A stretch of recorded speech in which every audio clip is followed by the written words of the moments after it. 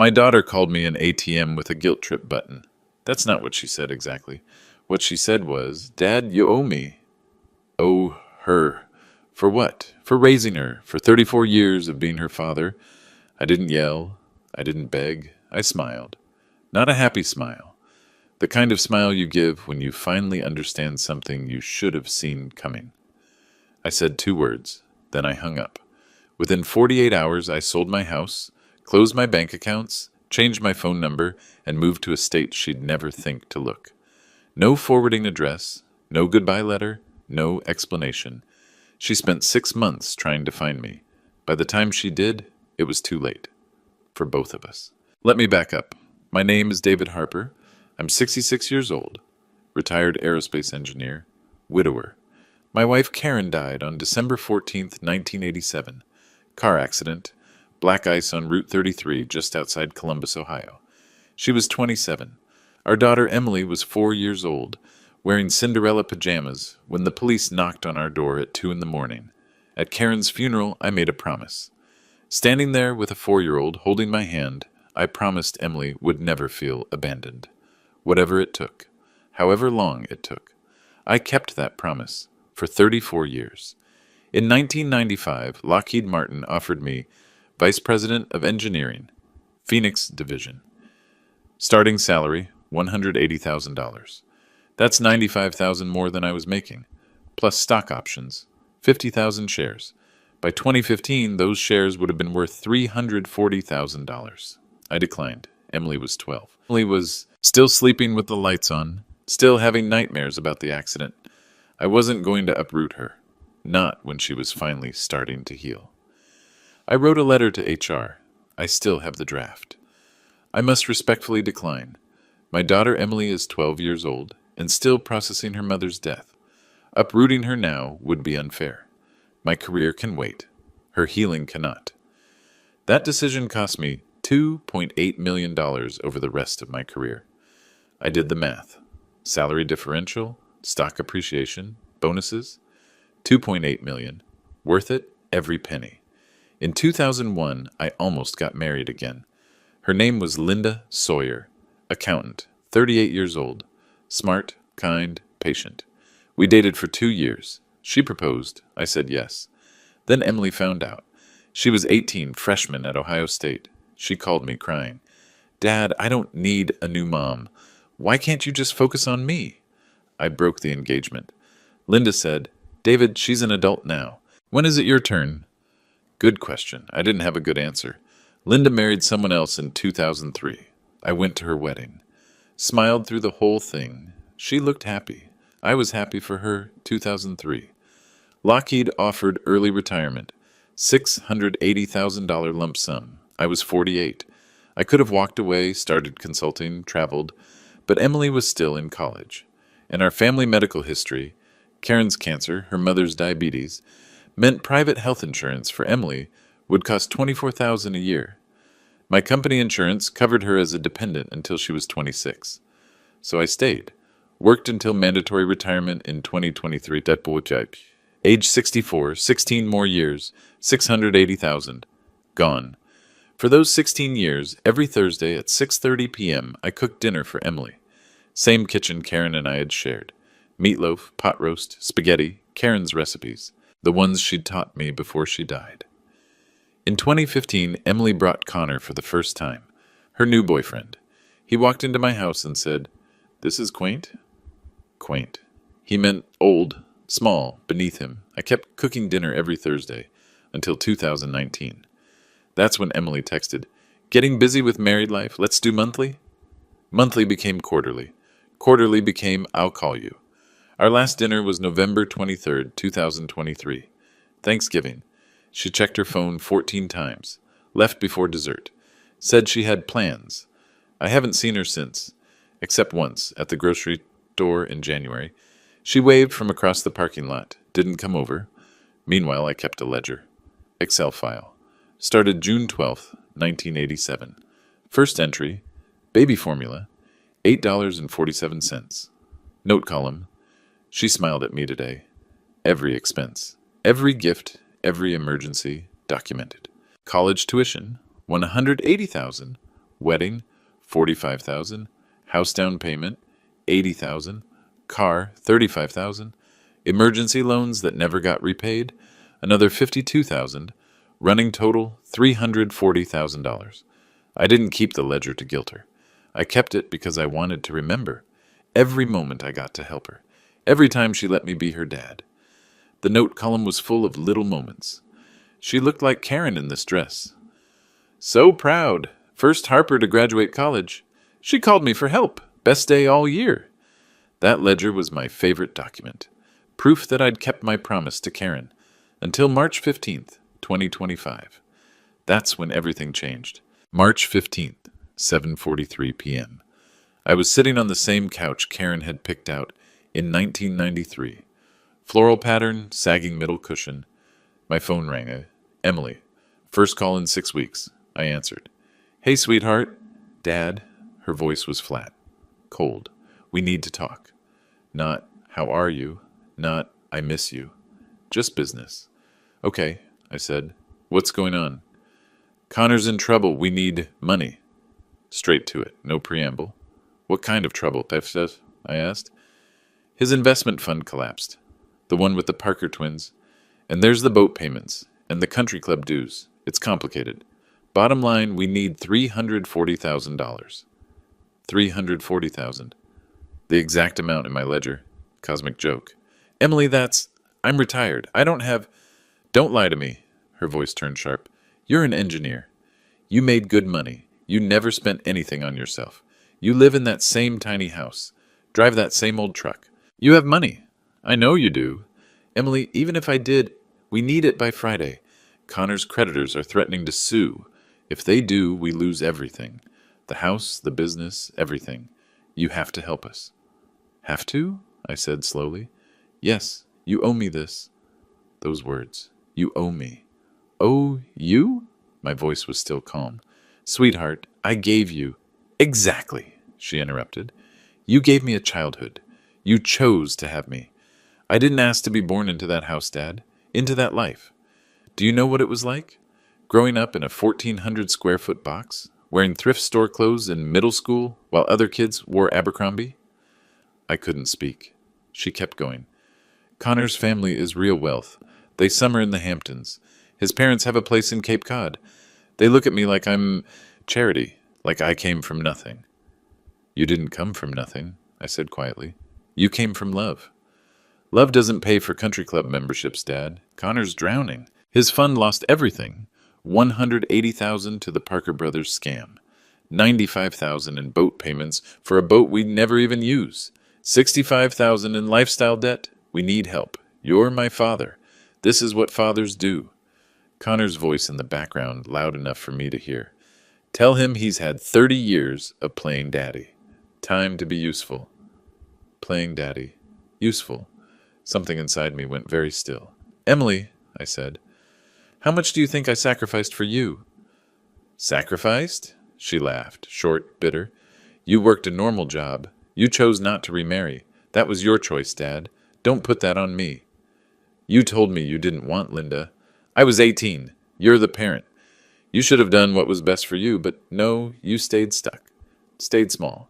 And I grew up in that smallness. Connor says it's why I have a scarcity mindset. You trapped me in your sad little world. Sad little world. 34 years. $2.8 million in sacrifices. $340,000 in documented support. And this is what she remembered. Not the Thursday dinners. Not the late-night drives when she was scared. Not the college fund, the wedding, the house down payment. Just embarrassment. So you want me to take out a home equity loan? I said. Statement, not question. Yes, by Friday. We'll pay you back. Will you? Of course, once Connor gets back on his feet. Connor, who called my life playing daddy, who thought 34 years of single fatherhood was a hobby. Emily, I said, do you love me? Silence, long enough that I knew. Of course I do, Dad. That's why I'm asking. Don't you of me? The old guilt trick. If you love me, you'll prove it. With money. I looked around my living room. The couch Karen picked. The bookshelf I'd built in 1991. The photo wall. Emily's school pictures, graduation, wedding. In the wedding photo, I was smiling at the camera. Emily was looking away. I understand, I said. So you'll do it? Relief in her voice. You'll call the bank tomorrow? I understand who you've become. Pause. What's that supposed to mean? Goodbye, Emily. Wait, are you seriously? Dad? Dad? I hung up. Sat there for 11 minutes, staring at that photo wall. Then I opened my laptop, pulled up the ledger, added one final line. Date, March 15th, 2025 item. Inheritance forfeited due to moral bankruptcy. Amount, $500,000. Category, divestment. Note, some people wait until you're dead to show their true feelings. She showed me while I'm alive. That's a gift, in its own way.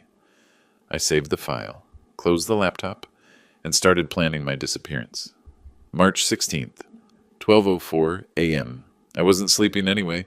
I opened the ledger one more time, scrolled through 34 years. 487 entries. Every birthday present, every emergency room visit, every last-minute school expense. The note column killed me. She hugged me goodbye today, first time in months. She said the pot roast was just like Mom's. She called just to talk. No favor, just talk. When did that stop? When did I become an ATM instead of her dad? I didn't matter. What mattered was what happened next. By 8 a.m., I'd called Maggie Torres, my realtor, the one who'd sold me the house back in 1983. Maggie, I need to sell. Fast. David, is everything okay? I'm going somewhere I won't be a burden. You're not... List it today. $4.99, under market. I need a quick sale. Silence. Then, okay, I'll have it live by noon. The house sold in 36 hours. Young couple, cash buyers. They closed on March 20th. I asked Maggie, can you tell the new owner something? There's a coffee stain on the kitchen counter, third tile from the left. Karen spilled it the morning of the accident. I never cleaned it.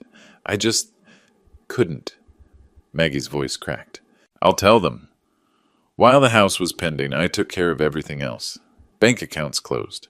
3 accounts. Checking, savings, CD. Total, $1.4 million. Transferred to Western North Carolina Credit Union. Asheville branch. New accounts. New numbers. Cell phone canceled. Had that number since 1998. Got a new phone. Different carrier. Verizon to T-Mobile. New number shared with 3 people. My attorney, Jeff Barnes. My oncologist, Dr. Raymond Hughes, and Carl Henderson. My best friend. 35 years of friendship. Carl said, you sure about this? She called me an ATM. I'm closing the account. She's still your daughter. She was my daughter. Now she's a creditor who doesn't know that the debt was paid in full. Email next. Created a new address. Old one set to auto-reply. This email is no longer monitored. If this is urgent, contact Jeff Barnes at deleted Facebook. I'd only had 47 friends anyway. Emily wasn't one of them. She'd unfriended me back in 2021. Said it was too awkward having her dad comment on her posts. March 17th.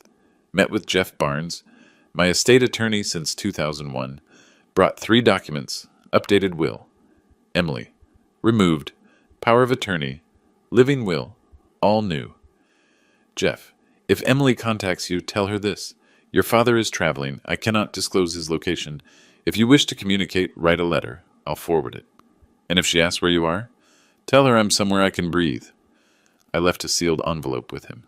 To be opened if I'm hospitalized. It has instructions for after.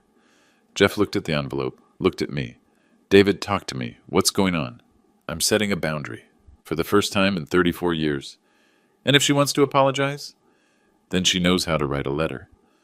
March 19th, 4:15 a.m., before the neighbors woke. I loaded a U-Haul, 1-bedroom set, 12 boxes, Karen's hope chest, cedar wood, brass hinges, inside her wedding dress, Emily's baby blanket, 12 photo albums.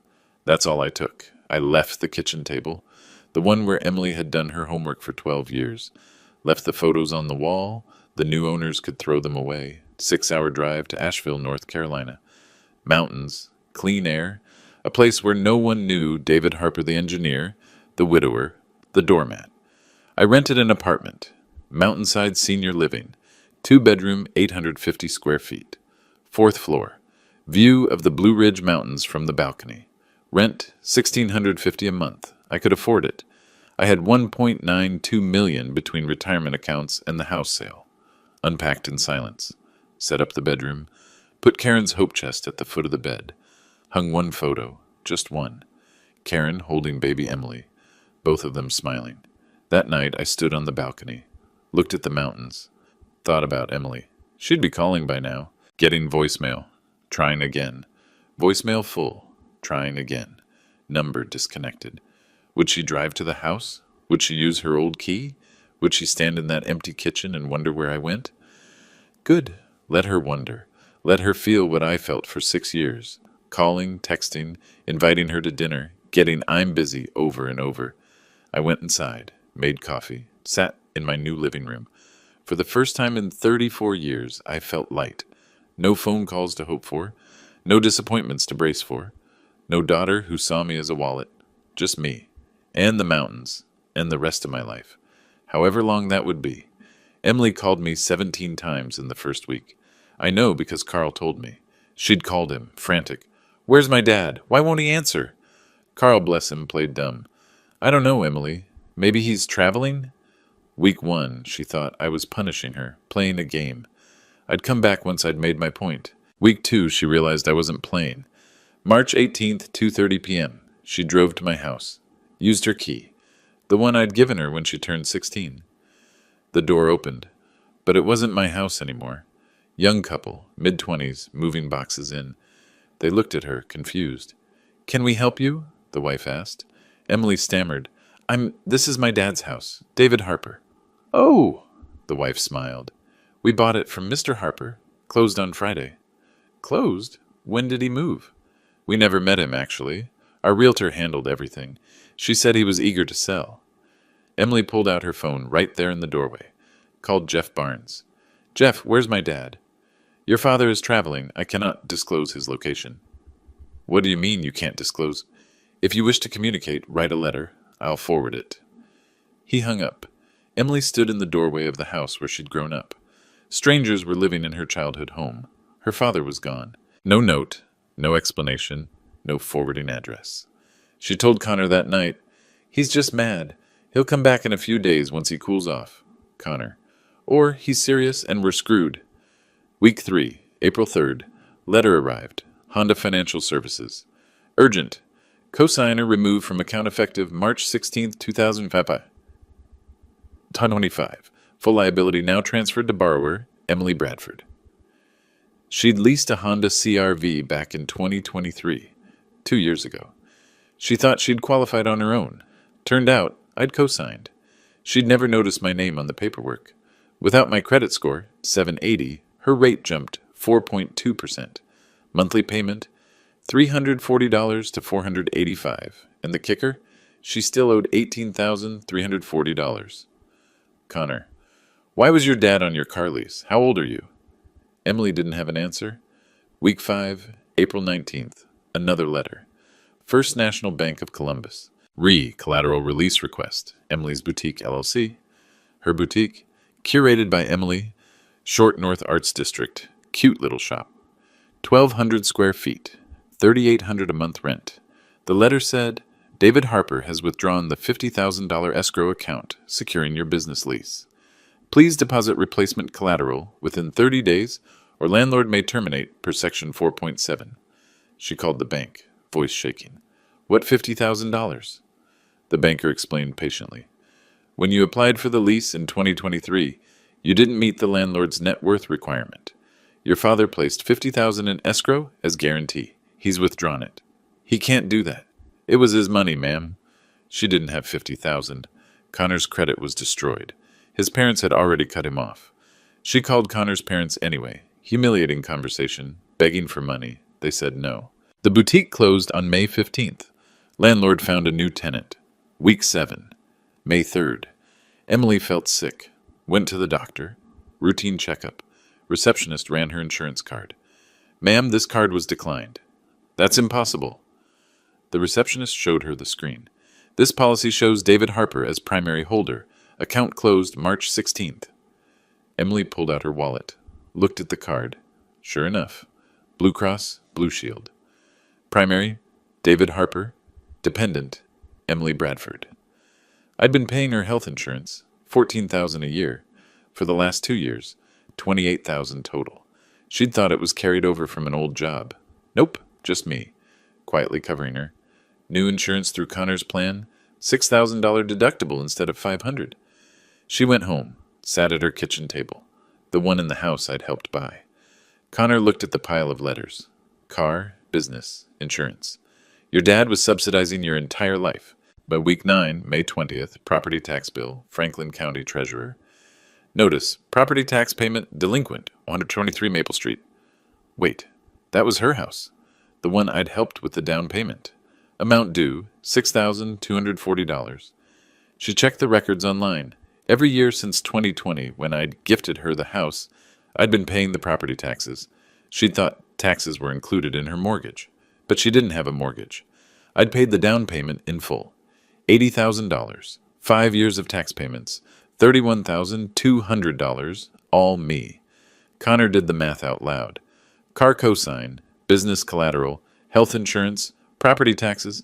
That's $109,000 in hidden support. And that's just what we know about.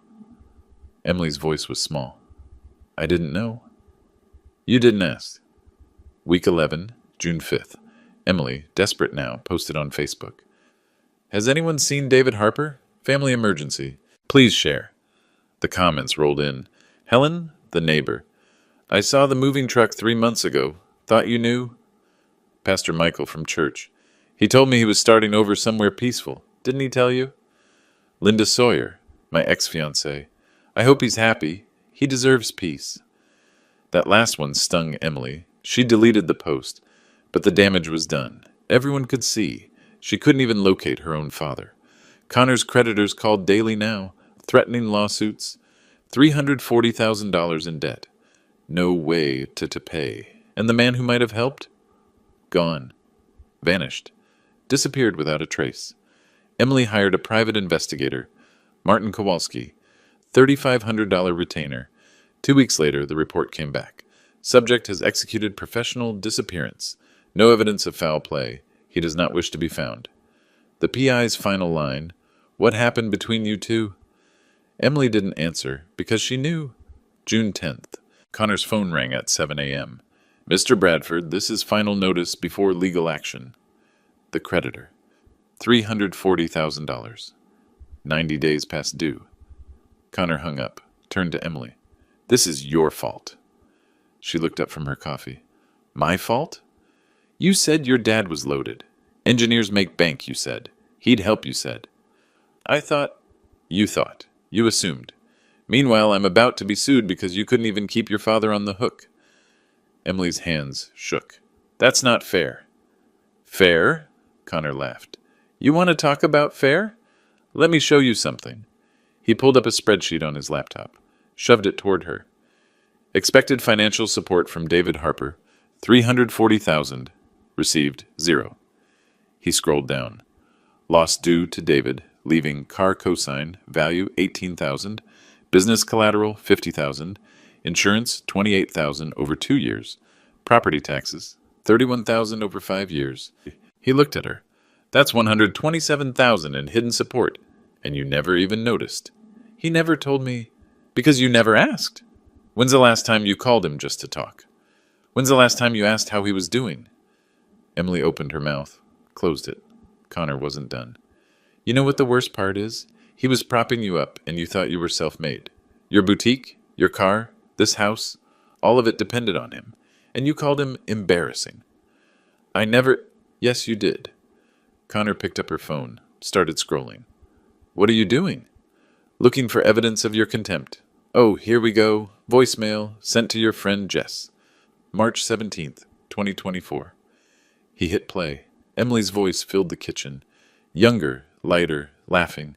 Jess, Connor's family is so different from mine. Like, they summer in Cape Cod. They have a house in the Hamptons. Meanwhile, I grew up in this 1,400 square foot box with a depressed dad who worked as an engineer, but, we were still basically poor. I love him, but God, it was embarrassing. My high school friends would come over and see that house, that furniture, and I could just see them judging. I deserve better now. You know, Connor gets it. His family gets it. I'm finally where I belong. 3 minutes, 47 seconds. The voicemail ended. Emily's face was white. That was a year ago. I was just venting. You called him depressed. You called your childhood poor. You know what your dad made as a senior aerospace engineer? 92,000 a year. That's not poor. That's you being a snob. I didn't mean. Yes, you did. Connor's voice was cold now. And you know what? I bet he heard it. That's why he's gone. That's why he won't answer. You finally showed him what you really thought, and he believed you. That's not. My parents were right. Connor stood up. You're not worth the effort. You come from nothing, and worse, you're ashamed of it. My family has standards. I thought you could meet them. But you can't even respect the man who sacrificed everything for you. Connor, wait. No. Find your dad. Fix this. Get that money, or I'm calling a divorce attorney. He walked out, slammed the door. Emily sat alone in the kitchen in the house her father had helped her buy. She couldn't remember the last time she'd told him she loved him. She couldn't remember the last time she'd asked about his day. She couldn't remember the last time she'd treated him like a father instead of a bank. The voicemail played again in her head, her own voice. I deserve better now. Better than what? Better than a man who'd given her everything? She put her head in her hands, and for the first time she wondered, what have I done? June 15th. Emily opened her email. Weekly newsletter from St. Paul's Lutheran Church. She hadn't been to church in 5 years, but she was still on the mailing list. She scrolled past the usual stuff. Choir practice, Bible study, prayer requests. Then she saw it. Prayer requests and milestones. We lift up David Harper, longtime member, who has relocated out of state for personal reasons. May God guide his new path. Relocated. Personal reasons. She called Pastor Michael. Where's my dad? Emily. His voice was warm, cautious. I can't say specifically. He asked me not to. Is he okay? He seemed at peace, more than I've seen him in years. At peace? He just disappeared? He didn't disappear, Emily. He left. There's a difference. Silence. Pastor Michael continued. He said he was going somewhere he wouldn't be a burden. A burden? I never said he was a burden. Didn't you? The question hung there, gentle, pointed. Emily couldn't answer. June 20th. Desperate, she hired a private investigator. Martin Kowalski, $3,500 retainer, former police detective. I find people who don't want to be found. 2 weeks later, July 5th, his report arrived. She read it at her kitchen table. Connor reading over her shoulder. Subject: David Harper, age 66. Findings: all Ohio bank accounts closed March 16, 2025. House sold $499,000. Closed March 20th, 2025. Cell phone number disconnected. Email address, auto reply only. Social Security. Address updated, forwarding location blocked. Credit activity, none. Vehicle registration, no longer in Ohio. DMV, license expires 2028. Has not renewed. Conclusion, subject has executed professional disappearance. No evidence of foul play. He does not wish to be found. Without legal cause, recommends ceasing investigation. Investigator note: Ma'am, people don't vanish like this unless they've been planning it. Usually means they're running from something or someone. What happened between you two? Emily closed the report. He's really gone. Connor: obviously. July 12th. Emily drove past the old house. Habit. Checking to see if maybe, somehow, he'd come back. The new owners had planted flowers, replaced the mailbox. The house looked happier. Helen, the neighbor, waved her down. 78 years old, had lived on Maple Street for 40 years. Emily, sweetheart, I haven't seen you since your father moved. Hi, Helen. Did he say anything before he left? Helen smiled. He stopped by the day before. Brought me Karen's tulip bulbs from the garden. Said they should stay in the neighborhood. He looked lighter, honey. Happier, even. Happier? Well, dear, Helen's voice gentled, you hadn't visited in years. Maybe he needed a fresh start. I was busy. I know, we're all busy. But David never remarried, you know. Turned down Linda Sawyer because you said you weren't ready for a stepmom. That was 24 years ago, dear. When would you have been ready? Emily felt the words like a slap. Helen squeezed her hand. Your mother would have wanted you two to stay close. David gave up so much. I hope you told him thank you. Emily drove away, eyes blurring. July 18th. Unknown number. Emily, this is Carl Henderson. I worked with your father at Lockheed for 35 years. Carl, Hope flared. Do you know where he is? He's okay. He called me last week. Can you give me his number? He asked me not to, but Emily, I'm calling because there's an event coming up. September 20th. The Lockheed Engineering Legacy Dinner. We honor retired engineers who shaped the company. Your father's one of 5 being recognized this year. He'll be there? He confirmed. Where? Lockheed Corporate Center, Columbus. 6 p.m. It's a formal event. About 200 attendees. Press usually covers it. Emily's heart pounded. Why are you telling me this? Because despite everything, I think part of him hopes you'll show up.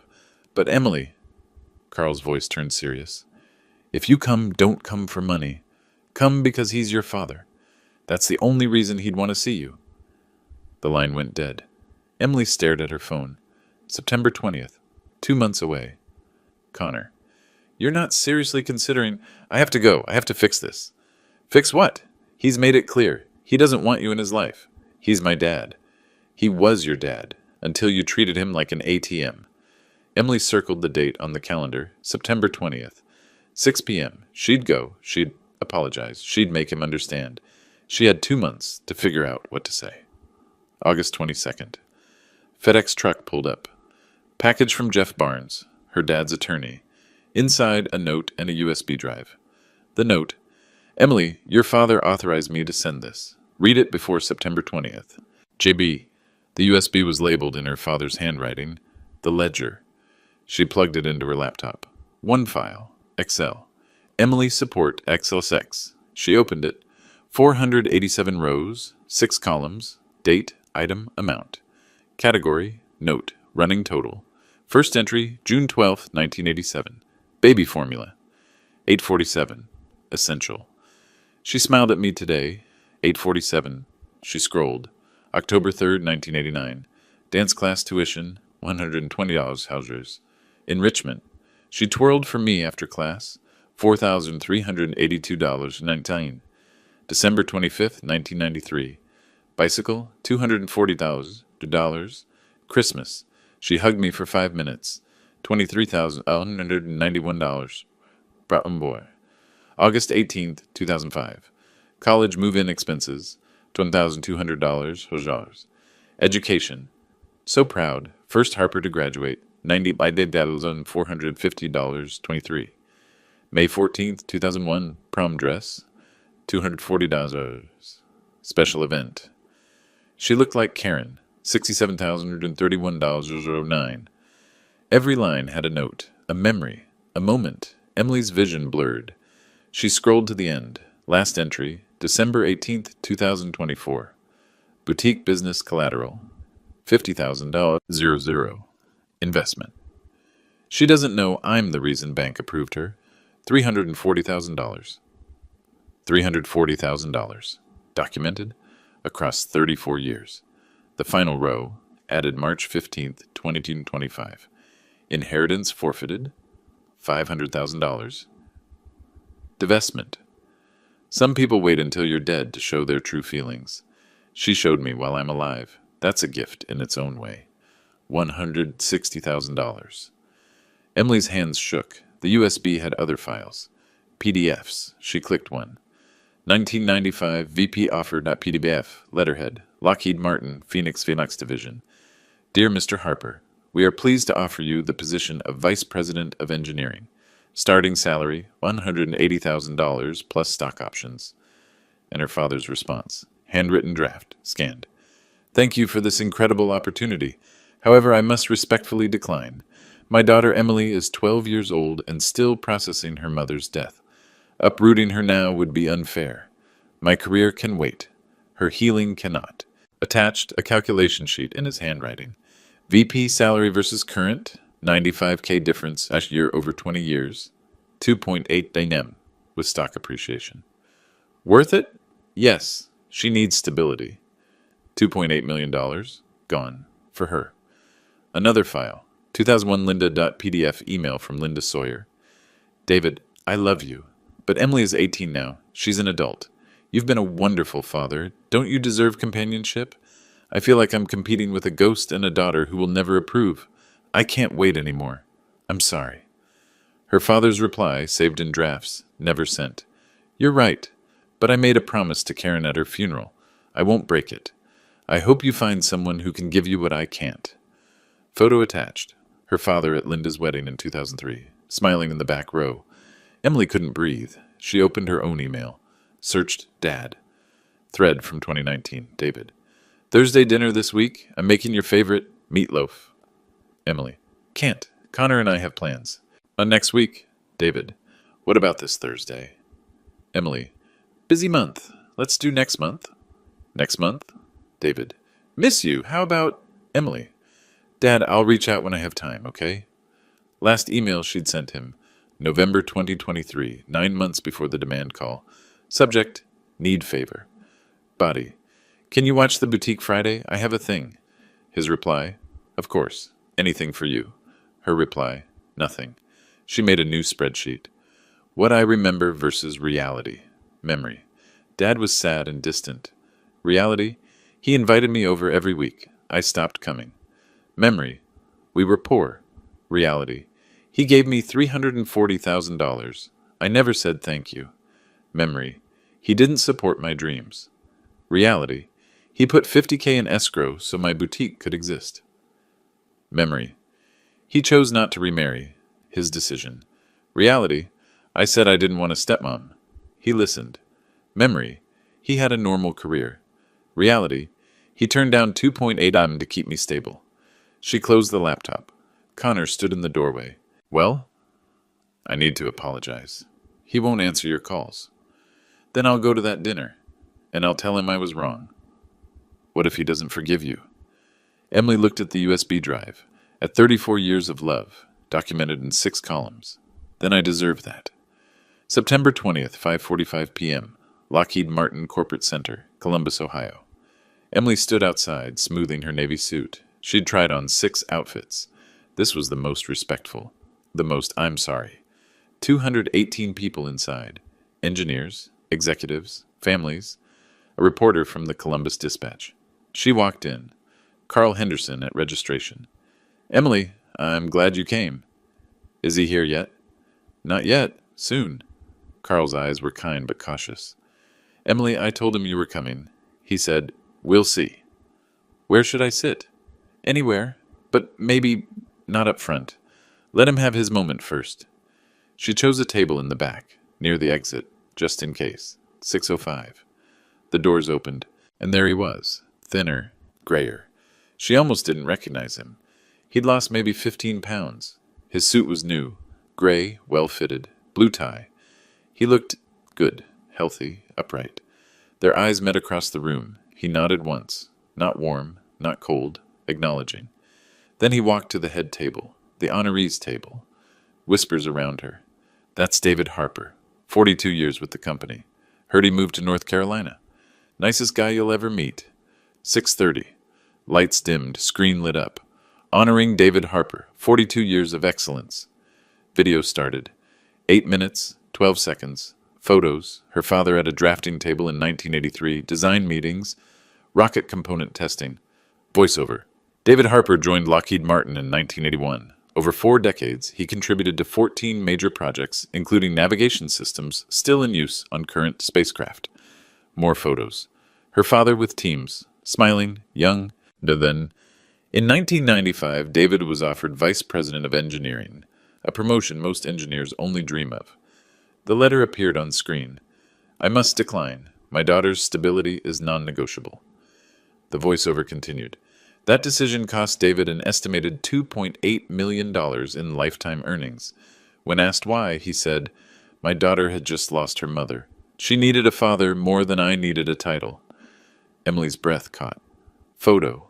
Young Emily, age 12, at a school event. Her father in the background, watching, proud. Next segment. Mentorship. Photos of her father with young engineers. 6 different people over the years. A woman appeared on screen. Angela Bennett, CTO at a tech firm. Emily recognized her vaguely. Angela's voice. David taught me that engineering isn't just math, it's problem solving with heart. When my father passed away in 2007, David checked on me every week for a year. He knew what loss felt like. He made sure I never felt alone. More testimonials. Other engineers he'd mentored. All successful. All grateful. Final photo. Recent. Her father in the mountains of North Carolina. Small smile. At peace. Text on screen. Thank you for 42 years of quiet excellence. You taught us that the best leaders don't seek spotlight. They build it for others. The video ended. Standing ovation. Emily stood too, tears streaming. The MC took the stage. Before we hear from David, we have a special announcement. Angela Bennett joined him. David Harper has made a $500,000 donation to establish the Karen Miller Memorial Scholarship. This fund will support children who have lost a parent, providing college tuition assistance to students navigating grief while pursuing education. The room erupted in applause. Emily's knees went weak. 500,000. The amount in the ledger. The inheritance forfeited. He'd given it away. To strangers. Angela continued, Karen was David's wife, Emily's mother, who died in 1987. David never forgot what it meant to lose her. This scholarship ensures other children won't face that burden alone. The first scholarship will be awarded next fall to a student at Ohio State. Screen showed a plaque design, Karen Miller Memorial Fund, in honor of children who lost parents. Endowed by David Harper, who never forgot his. The woman next to Emily whispered to her husband, That's his daughter in the back. I heard they're estranged. Emily wanted to disappear. Her father took the stage. Applause. He raised a hand. Quiet authority. Thank you. This is overwhelming. His voice, calm, strong. The voice she'd heard her whole life. I worked here because I loved solving problems, but my greatest challenge wasn't engineering. It was fatherhood after loss. Pause. When Karen died, Emily was 4. I promised myself she'd never feel abandoned, so I made choices. I stayed in Ohio when I could have taken bigger roles elsewhere. I stayed single when I could have remarried. I stayed at a job I could have left for more prestigious positions. Another pause. Why? Because stability mattered more than status. Because presence mattered more than promotion. Because being her father is the most important title I'd ever hold. Emily's chest tightened. I don't regret those choices. He looked toward the back of the room, at her. But somewhere along the way, I failed to teach the most important lesson. Gratitude isn't owed, it's given. Love isn't transactional, it's freely offered. And family isn't about what you can provide. It's about who you choose to be. The room was silent. Recently, someone I love very much asked me for money. Not asked, demanded. Said I owed them. For being their parent. For raising them. Uncomfortable shifting in seats. I don't say this to shame anyone. I say it because at 66, I've learned something. You can't force someone to see your value. You can't make someone appreciate your sacrifices. All you can do is stop letting them take you for granted. He gestured to the screen. This scholarship is for children who lost a parent, but will never forget what that parent gave. Kids who'll grow up saying thank you instead of, you owe me. He sat down. The applause was quieter now, thoughtful. Reception started. 7:15.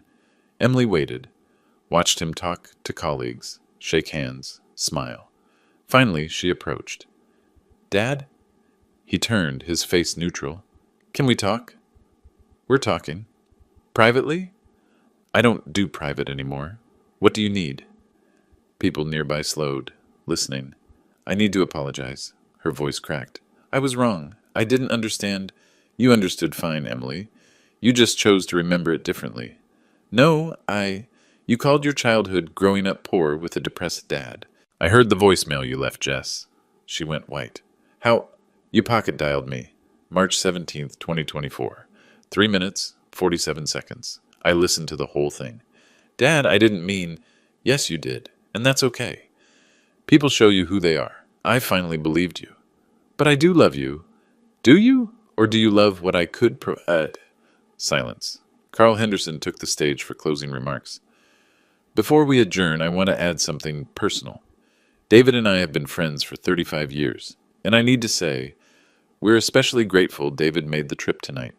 When he told us about his stage 3 colon cancer diagnosis in February, We knew we had to honor him now, while he could be here to accept it. The room went silent. Emily's face, shock, horror, cancer.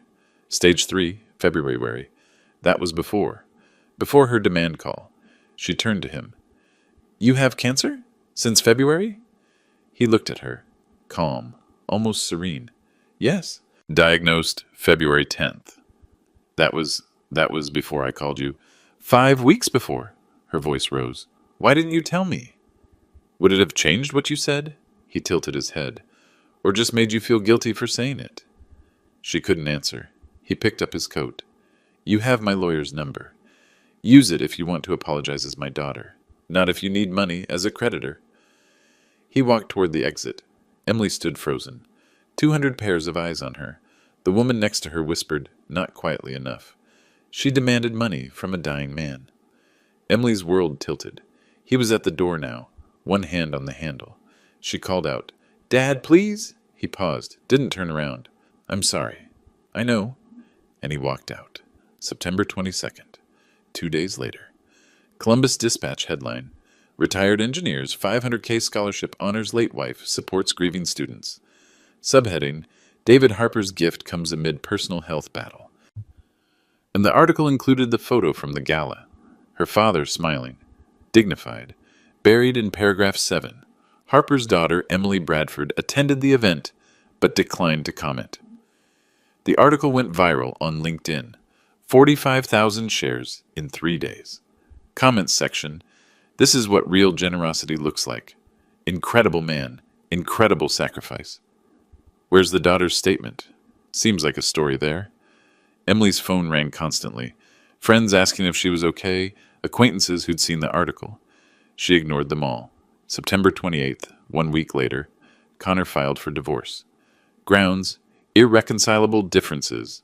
His attorney's letter mentioned misrepresentation of family financial support expectations. Translation, you told me your dad was rich. He's not your backup plan. I'm out. Connor moved out October 3rd, took half the furniture. Emily couldn't afford the house alone, put it on the market October 10th. The boutique was already gone. Closed in May, October 10th, 3 weeks after the gala. Emily sat in Dr. Sarah Brennan's office. First therapy session. Tell me why you're here. I destroyed my relationship with my father, and I don't know if I can fix it. Dr. Brennan handed her a notebook. Write him a letter. Don't send it yet. Just write what's true. Emily wrote 7 pages, handwritten, tears smudging the ink.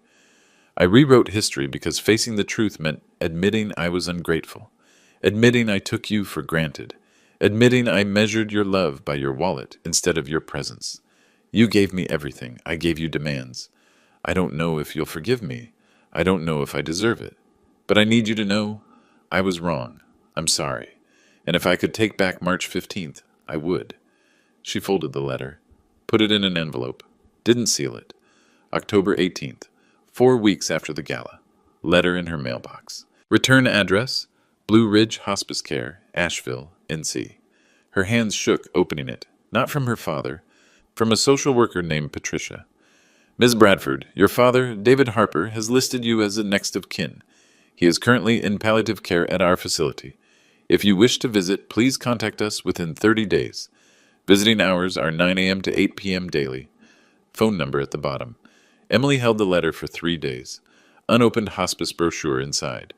Finally, October 21st, she called. I'd like to visit. Of course. When would you like to come? As soon as possible.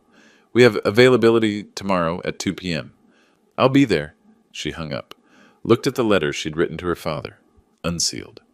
Maybe some apologies have to be said in person. Maybe some doors, once closed, need to be knocked on. Gently, humbly. Maybe it's not too late. Or maybe it is. Either way, she owed him the truth. Face to face. Daughter to father. However much time he had left,